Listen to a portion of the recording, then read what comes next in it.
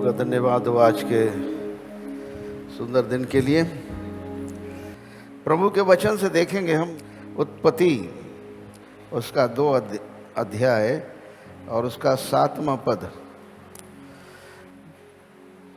हम ये देखें कि हमारा सबसे पहले हमें ये जानने की ज़रूरत है, what is my origin, where am I coming from. मैं कहाँ से आ रहा हूँ और कहाँ जा रहा हूँ। ये 2 चीज़ें बहुत ज़रूरी हैं। दुनिया में लोगों को ये भी पता नहीं होता है कि वो कहाँ से आए हैं, और फिर दूसरा पार्ट उनको ये पता नहीं होता कि जा कहाँ रहे हैं। सोचो ऐसे यात्री के बारे में, कोई ऐसा यात्री आपको मिल जाए और ट्रेन में बैठा हो, उसको यही पता नहीं कि वो कहाँ जाएगा, तो क्या हालत होगी। क्या वो यात्री निर्धारित स्थान पर पहुंच जाएगा? मुश्किल है, असंभव है। इसी प्रकार हमारा ये जीवन भी एक तरह की यात्रा है। हमने यात्रा इस दुनिया में शुरू की है। जब माता के गर्भ में आए उसी दिन हमारी यात्रा इस दुनिया की शुरू हो गई। माता के गर्भ में आने पर ही हमारा दुनिया में आगमन हो चुका है। इस बात को ध्यान देने की ज़रूरत है। इसलिए कभी भी हमें ये विचार नहीं करना चाहिए। बहुत सारे लोग अबॉर्शंस को अपना अधिकार समझते हैं, गर्भपात को अपना अधिकार समझते हैं, और इस प्रकार से वो एक जान को जो अपना डिफेंस नहीं कर सकता, जो अपनी रक्षा नहीं कर सकता, उसे समाप्त कर देते हैं इससे पहले कि वो जगत में यात्रा शुरू करे। ट्रेन में बैठते ही आपको धक्का देके ट्रेन में से गिरा दिया जाता है। कितनी खतरनाक बात है। इसलिए ऐसे काम कभी नहीं करना चाहिए, वहाँ पाप है ये। क्योंकि बच्चे परमेश्वर के दिए हुए वरदान हैं और गर्भ का फल है। कोई मनुष्य औलाद और संतानों को प्राप्त नहीं कर सकता बिना परमेश्वर के अनुग्रह के। दुनिया में बहुत सारे लोग हैं जो बिना संतान के घूम रहे हैं। आप देखिए उनकी हालत, बेताब हैं, वो रो रहे हैं, मारे मारे फिरते हैं जगह जगह। कहते हैं हमारे लिए दुआ कर दीजिए, हमें संतान मिल जाए। कितने ही सैकड़ों लोग आते हैं दरबार में, परमेश्वर दया करता है, लोग आशीषित होते हैं, संतानें भी प्राप्त होती हैं। लेकिन परमेश्वर ने आपको जिम्मेदारी भी दी है कि उन संतानों को आप परमेश्वर का दिया हुआ वरदान के रूप में देखभाल करें। यानी हर संतान जो आपके दुनिया में आती है वो परमेश्वर का दिया हुआ वरदान है, गर्भ का फल है, तो उसको देखने की आवश्यकता है। सच्चाई यही है। आज हम बहुत गंभीर बात करने जा रहे हैं आपसे। हम आपसे एक यात्रा के बारे में बात करने जा रहे हैं, जिस यात्रा में आप जा तो रहे हो लेकिन अपनी डेस्टिनी के बारे में आपको पता नहीं है। आपको डेस्टिनेशन नहीं मालूम है, कहाँ जा रहा हूँ। आज हम यही बताना चाह रहे हैं कि हमें अपना डेस्टिनेशन यानी हमें अपना स्थान, कहाँ हमें यात्रा समाप्त करनी है, जानने की ज़रूरत है। यात्रा शुरू कब हुई? उत्पत्ति की किताब, उसका 1 अध्याय, जिसमें परमेश्वर ने सारी सृष्टि बनाई, पृथ्वी को इस योग्य बनाया कि उसमें जीव जंतु जानवर पेड़ पौधे उग सकें और उसमें मनुष्य भी रह सके। पहले पृथ्वी को इस योग्य बनाया। उत्पत्ति के पहले अध्याय में पृथ्वी की तैयारी करी गई है। जैसे हम खेतों में जब गेहूं बोने जाते हैं तो गेहूं बोने से पहले हम उसमें पानी लगाते हैं खेत में, और उसमें जुताई करते हैं, गहरी जुताई करते हैं, मिट्टी पलटने वाले हल से जुताई करते हैं, पानी लगाते हैं, फिर उसकी जुताई करते हैं, फिर उसको भुरभुरा करते हैं और इस योग्य बनाते हैं कि उसमें गेहूं का बीज जब जाए तो बहुत अच्छी तरह से उगे और फलवंत हो। इस योग्य बनाते हैं। वैसे ही परमेश्वर पिता ने जब पृथ्वी को तैयार किया, लिखा है कि पृथ्वी पर आदि में परमेश्वर ने आकाश और पृथ्वी की सृष्टि की। पृथ्वी बेडौल और सुनसान पड़ी थी और गहरे जल के ऊपर अंधेरा था, तथा मनुष्य का आत्मा जल के परमेश्वर का आत्मा जल के ऊपर मंडराता था। इसका मतलब यह है कि मनुष्य का आत्मा कुछ नहीं है, परमेश्वर का यह आत्मा है जो हमें दिया गया है। उसी में जी बार बार हमारे मुंह से मनुष्य का आत्मा निकल रहा है, सब कुछ उसी का है। परमेश्वर का आत्मा जल के ऊपर मंडराता था, और जब परमेश्वर ने कहा उजाला हो तो उजाला हो गया, और परमेश्वर ने उजाले को देखा अच्छा है, उजाले अंधेरे से अलग किया, और परमेश्वर ने उजाले को दिन और अंधेरे को रात का। सांझ हुई फिर भोर हुआ, इस प्रकार पहला दिन हो गया। पूरे 6 दिन में परमेश्वर ने सारी सृष्टि की। और छठे दिन परमेश्वर ने दूसरे अध्याय में लिखा है उत्पत्ति के, तब यहोवा परमेश्वर ने आदम को भूमि की मिट्टी से रचा। कैसे बनाया होगा? इसमें लिखा है रचा, अपने हाथों से मिट्टी का पुतला बनाया और उसके नथनों में जीवन का श्वास फूंक दिया और आदम जीवित प्राणी बन गया। ये हमारी शुरुआत है। परमेश्वर की आत्मा ने, परमेश्वर ने अपने मुंह से अपनी सांस एक बेजान पुतले में डाली, बेजान पुतले में फूंक दिया, और फूंकने से मनुष्य जीवित प्राणी बन गया। अपनी समानता और अपने स्वरूप में बना डाला। उत्पत्ति के 1 अध्याय और 26 पद में लिखा है, परमेश्वर ने कहा हम मनुष्य को अपने स्वरूप के अनुसार और अपनी समानता में बनाएं, और वे मछलियों और आकाश के पक्षियों और घरेलू पशुओं और सारी पृथ्वी पर और सब रेंगने वाले जंतुओं पर जो पृथ्वी पर रेंगते हैं अधिकार रखें। तब परमेश्वर ने मनुष्य को अपने स्वरूप के अनुसार उत्पन्न किया। अपने ही स्वरूप के अनुसार परमेश्वर ने उसको उत्पन्न किया, नर और नारी करके उसने मनुष्यों की सृष्टि की। आदम में नर और नारी दोनों सम्मिलित हैं, अलग अलग करने की जरूरत नहीं है। कहीं परमेश्वर अगर तुमसे कहता है कि हे आदम, हे मनुष्यों, तो इसका अर्थ ये नहीं है कि केवल मनुष्य से कह रहा है, औरत से भी कह रहा है, क्योंकि परमेश्वर ने मनुष्यों की सृष्टि नर और नारी करके बनाई। यही सच्चाई है। हम जानते हैं आगे चल के कैसे परमेश्वर ने हव्वा की सृष्टि की। आदम की पसली निकालकर आदम को गहरी नींद में सुला दिया, और आदम की पसली निकालकर उसको संती मांस भर दिया, और उसकी पसली को ले जाकर नारी बना दिया, और वो मनुष्य की समानता में हो गई, आदम की समानता में हो गई। तब आदम ने कहा, उत्पत्ति के 2 अध्याय और उसके 23 पद में, तब आदम ने कहा अब ये मेरी हड्डियों में की हड्डी और मेरे मांस में का मांस है, इसलिए इसका नाम नारी होगा, क्योंकि ये नर से निकाली गई है। She shall be called woman because she is taken out of man. Woman का मतलब है जो आदम मैन में से निकाली गई है, वो वुमन है, ये कहा गया। तो हमने देखा कि परमेश्वर की आत्मा ने हमें जिंदगी दी है, हमें जीवन, पहला जीवन जो पहला आदम का जीवन था, वो परमेश्वर ने अपने मुंह से सांस मनुष्य के जीवन में, इसका मतलब यह है कि परमेश्वर भी सांस लेता है, हमारे और आपके समान सांस लेने वाला पर्सनैलिटी है।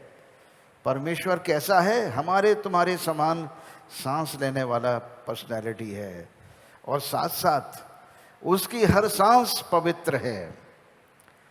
उसकी एक फूंक में भी पवित्र आत्मा है, यानी जब वो फूंकता है तो पवित्र आत्मा हमारे अंदर डालता है और हम जीवित प्राणी बन जाते हैं। जब पवित्र आत्मा फूंका है तो आदम जीवित प्राणी बन गया।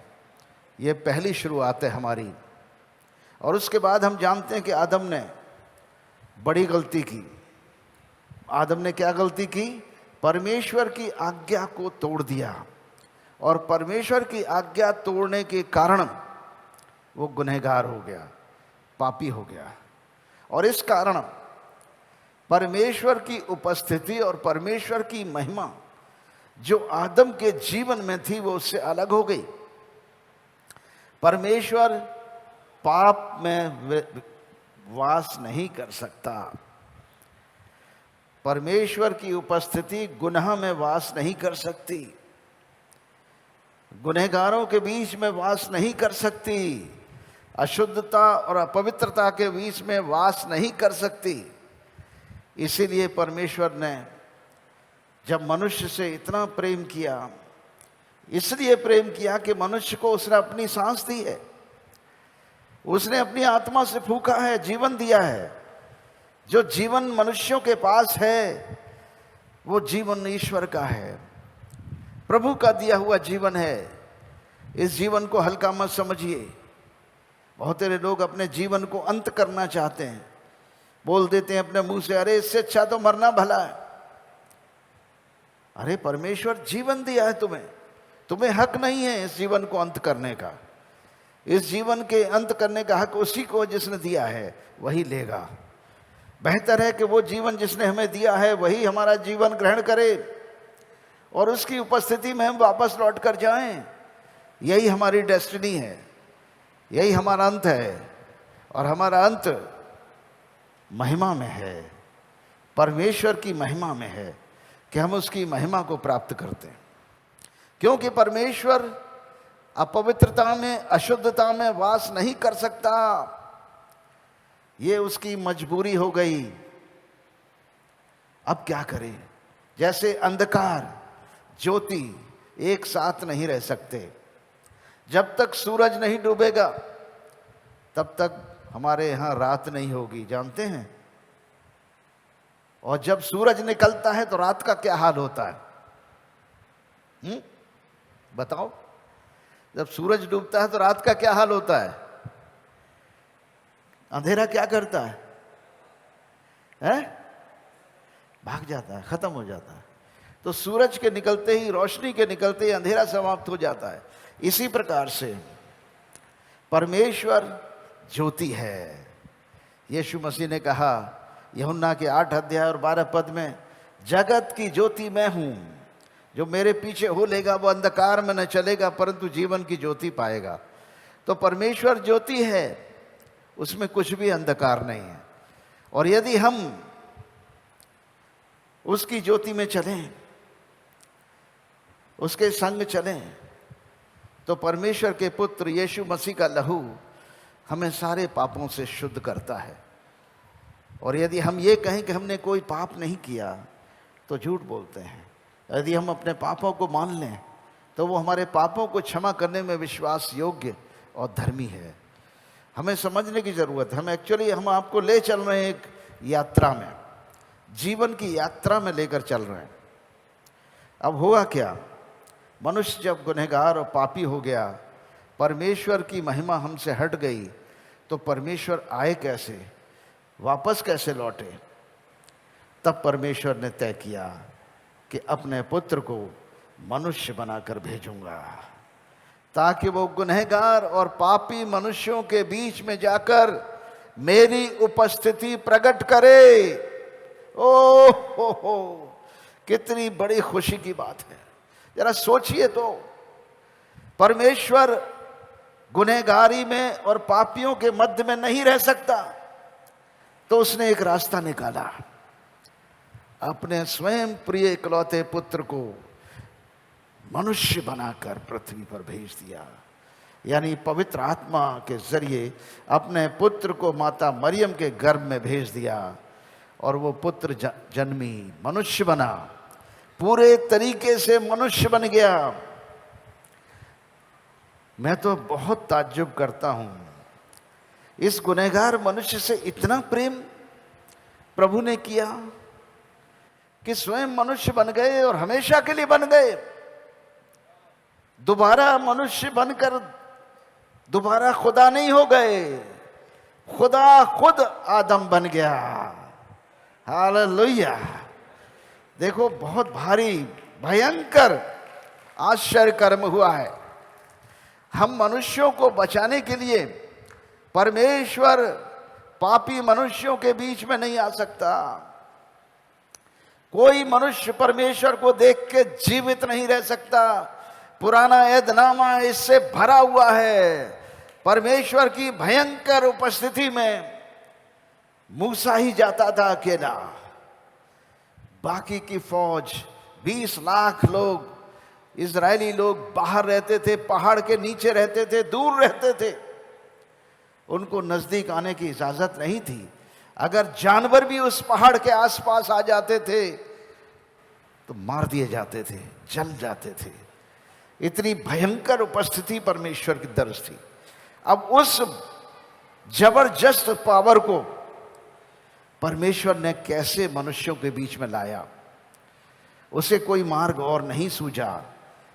इसीलिए परमेश्वर का वचन कहता है, यीशु ने कहा यूहन्ना के 14 अध्याय और 6 पद में, मार्ग और सत्य और जीवन मैं ही हूं, बिना मेरे द्वारा कोई भी परमेश्वर पिता के पास नहीं पहुंच सकता। मैं ही मार्ग बन गया हूं, यीशु कह रहा है। यीशु मार्ग बन गया, मनुष्य बनकर मार्ग बना है। परमेश्वर मनुष्य बन गया, नाम यीशु रखा, अर्थ है छुटकारा देने वाला। किससे छुटकारा देगा? गुनाह से और पापों से छुटकारा देने वाला। आज भी प्रभु यीशु मसीह ने फिर बात की कि मनुष्य कैसे बचेगा, मनुष्य की बचावट, मनुष्य को कैसे बचाया जा सकता है।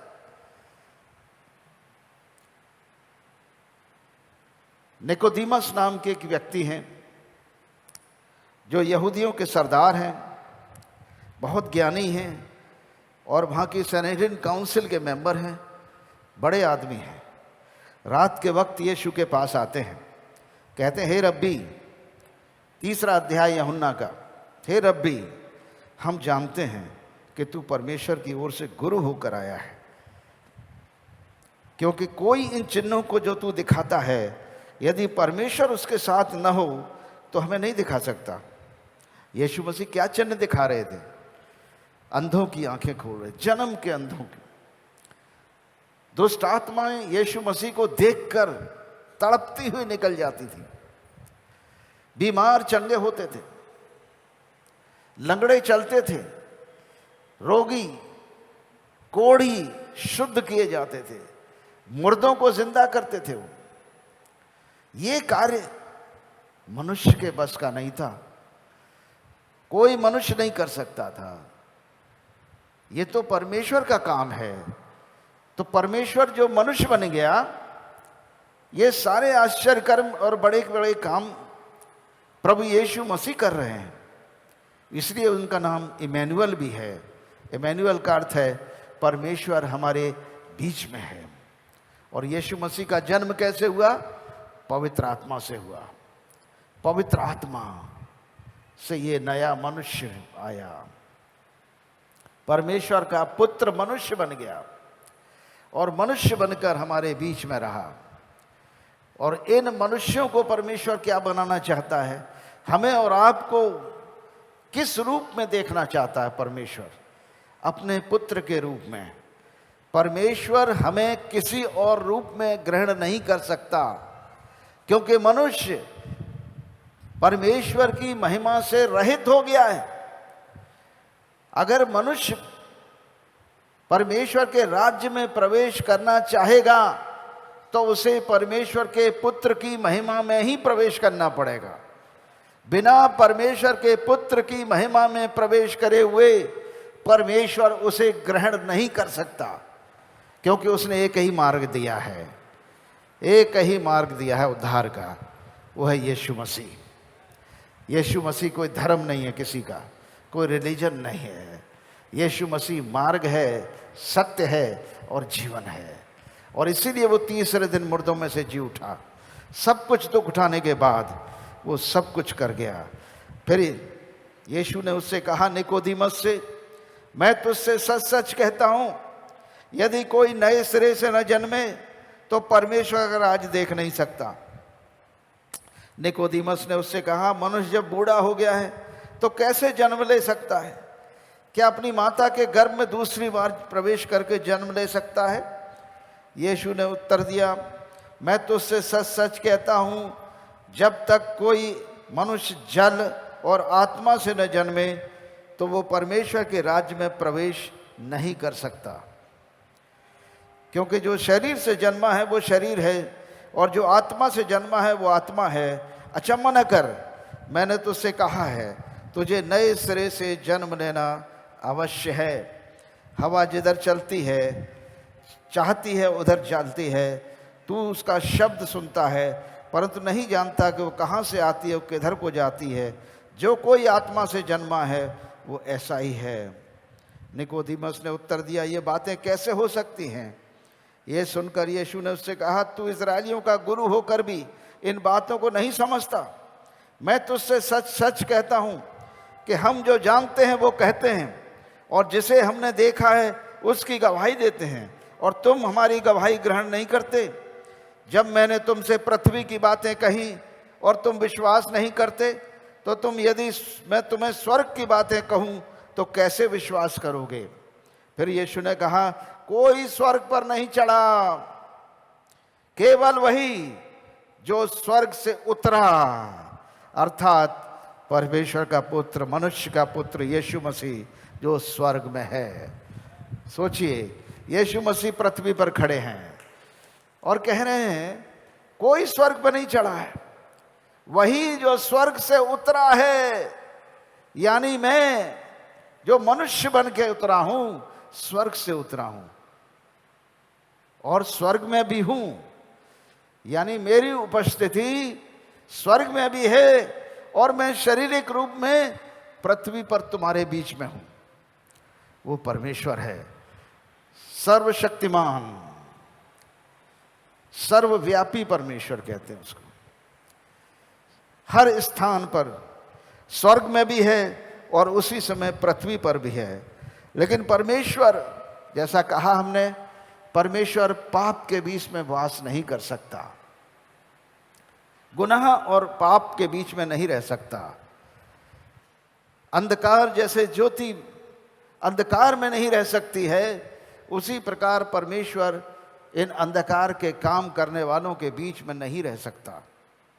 इसीलिए परमेश्वर मनुष्य बना, ताकि वो मनुष्यों के बीच में रहकर गुनहगार पापी मनुष्यों की समानता स्वरूप में हो जाए और अपने आप को इतना दीन कर दे, इतना शून्य कर दे कि हम मनुष्यों के समान रहकर, परमेश्वर पिता का आज्ञाकारी रहकर इतना आज्ञाकारी रहे, मृत्यु, क्रूस की मृत्यु भी सह ले। और ये सब कुछ सहकर उसने हमारे पाप क्षमा का मार्ग तय कर दिया।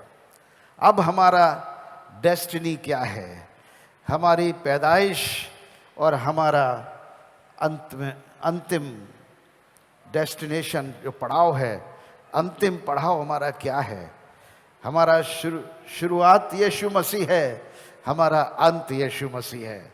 यानी हम नया जन्म ले रहे हैं मसीह में, हम नई आत्मा में जन्म ले रहे हैं, हम नए मनुष्य बन रहे हैं और हम अपनी यात्रा को पूरा कर रहे हैं परमेश्वर के पुत्र और पुत्रियों के रूप में, बेटे और बेटियों के रूप में, मसीह यीशु की समानता में, मसीह यीशु में हम अपनी यात्रा पूरी कर रहे हैं।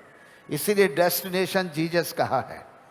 सच्चाई यही है मेरे प्रियो। प्रभु यीशु मसीह जी उठने के बाद चेलों के पास आते हैं। हम देखेंगे यूहन्ना की किताब, उसका 20 अध्याय, उसका 22 पद। यूहन्ना 20 अध्याय उसका 19 पद से हम पढ़ेंगे। यीशु मसीह क्रूस पर टांगे गए, मारे गए, गाड़े गए और तीसरे दिन मुर्दों में से जी उठे। उसी दिन जो सप्ताह का पहला दिन था, संध्या के समय, जब वहाँ के द्वार जहाँ चेले थे यहूदियों के डर के मारे बंद थे, तब यीशु आया और उनके बीच में खड़ा होकर कहा, तुम्हें शांति मिले। और ये देखकर उसने अपना हाथ और पंजर उनको दिखाए कि चेले देखकर आनंदित हुए। यानी उन्होंने हाथों में कीलें ठोकी थी, पैरों में कीलों के निशान थे, पंजर में भाले का निशान था, सर पर कांटों का ताज रखा गया था। सारे निशान यीशु मसीह ने चोट के दिखाए। चेले आनंदित हुए। यीशु ने उनसे कहा, तुम्हें शांति मिले। जैसे पिता ने मुझे भेजा है वैसे ही मैं भी तुम्हें भेजता हूँ। आज उन 12 चेलों को भेजने के बाद यीशु मसीह ने 120 चेलों पर पवित्र आत्मा उतारा और उसके बाद करोड़ों पर उतारा। आज सारी दुनिया में हम लोग भेजे हुए हैं। किसने हमें भेजा है? जैसे पिता ने यीशु मसीह को भेजा अपनी आत्मा देकर, वैसे ही उसने हमें अपना पवित्र आत्मा देकर इस इलाहाबाद में भेजा है कि हम यहाँ पर परमेश्वर के राज्य का प्रचार करें, उस जीवन का प्रचार करें जो अनंत जीवन है, जिसके बिना मनुष्य कभी उद्धार नहीं पा सकता। और ये उद्धार उसके पुत्र यीशु मसीह में है। तुम्हें शांति मिले।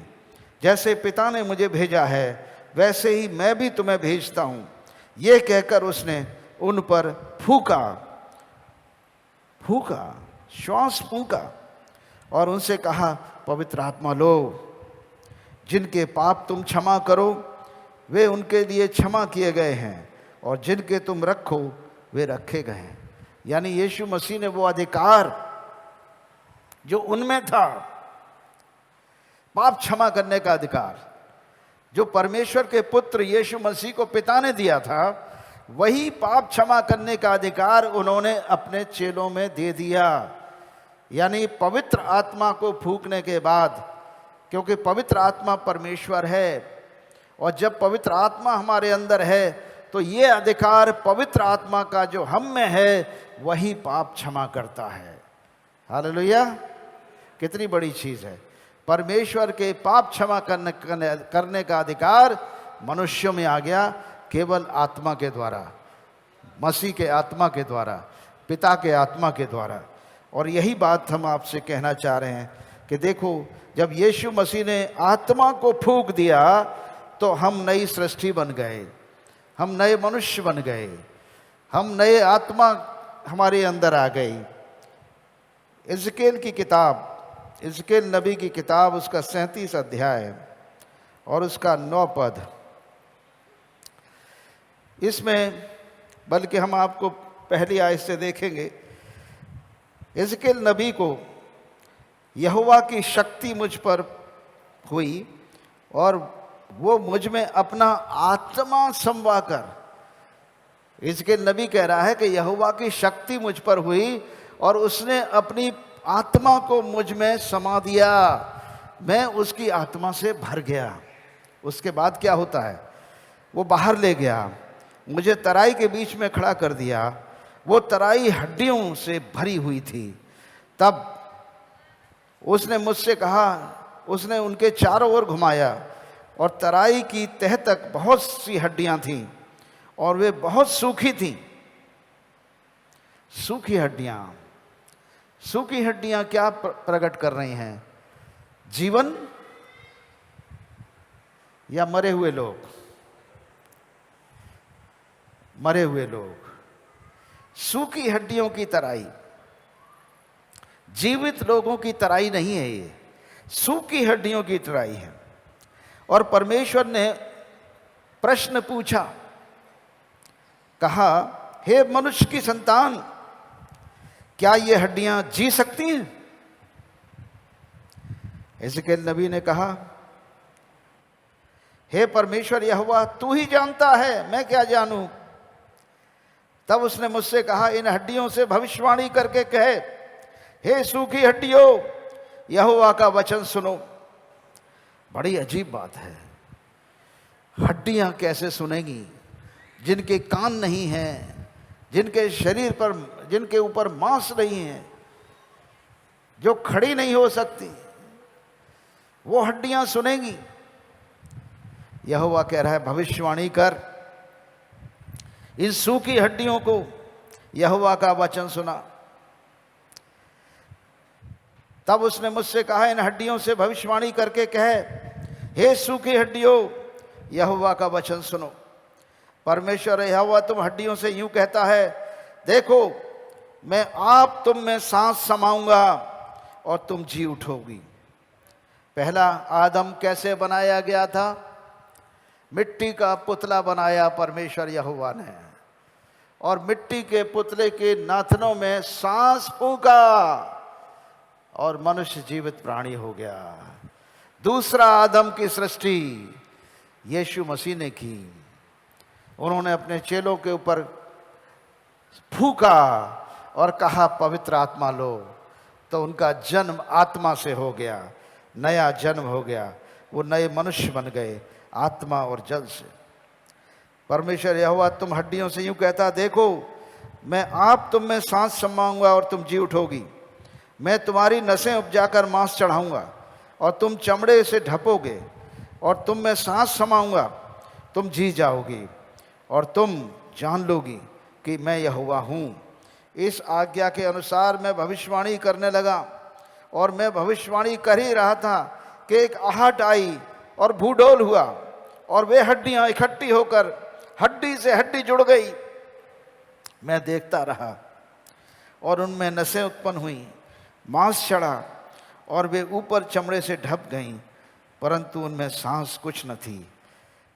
तब उसने मुझसे कहा, हे मनुष्य की संतान, सांस से भविष्यवाणी कर, और सांस से भविष्यवाणी करके कहे, हे सांस, परमेश्वर यहोवा यूं कहता है, चारों दिशाओं से आकर इन घात किए हुए में समा जा कि ये जी उठें। तब इस आज्ञा के अनुसार मैंने भविष्यवाणी की, तब सांस उनमें आ गई और वे जीकर अपने पांव के बल खड़े हो गए और एक बहुत बड़ी सेना हो गई। हालेलुया। पवित्र आत्मा यही चाह रहा है। पवित्र आत्मा इन सूखी हड्डियों में जान देना चाहता है।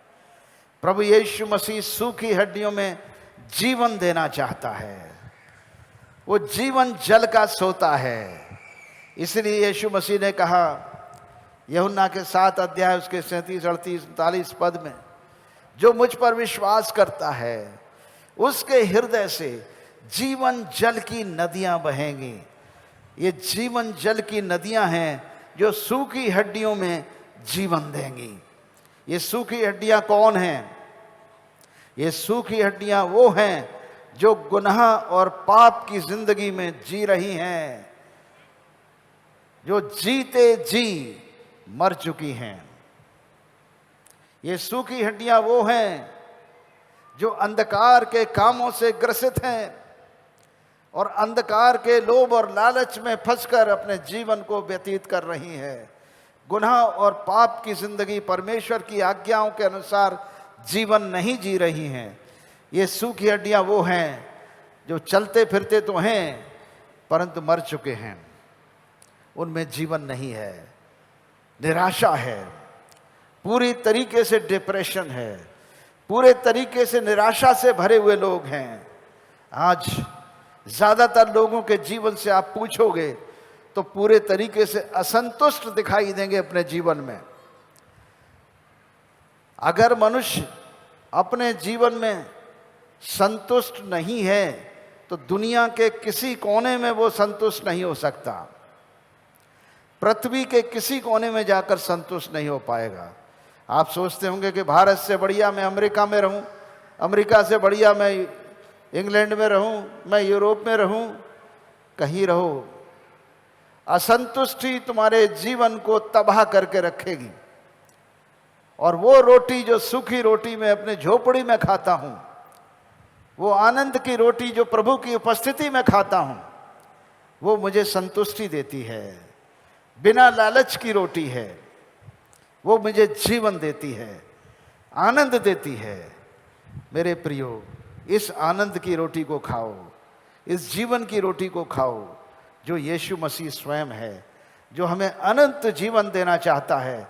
और हम मृतक उन सूखी हड्डियों में आज सांस फूंकने की जिम्मेदारी हमें दी गई है कि हम इन तराइयों में, पूरी दुनिया की इन तराइयों में जहां अंधकार छाया हुआ है, जहां जहां मनुष्य जीवन रहित हो गए हैं, उन सूखी हड्डियों में हम जीवन का प्रचार करें, अनंत जीवन का प्रचार करें और अनंत जीवन के वचन के द्वारा उनमें जीवन की आत्मा डाल दें और उस पवित्र आत्मा से भविष्यवाणी करें कि हे सूखी हड्डियों, उठकर खड़ी हो जाओ।